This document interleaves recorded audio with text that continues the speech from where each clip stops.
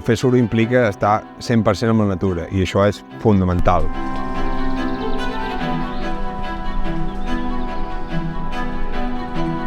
Estàs a la plena naturalesa, quan t'aixeques al matí sense els ocells que surten del lloc.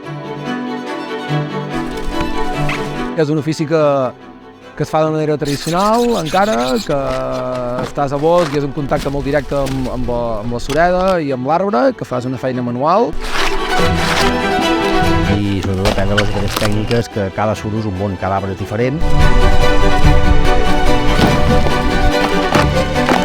Gratifica quant en situació, en moments, en natura i ecologisme.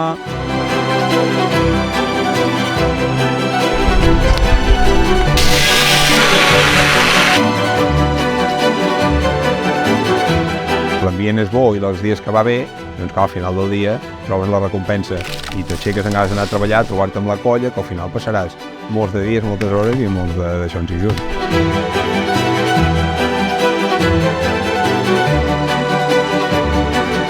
Al final és el resultat del treball en equip.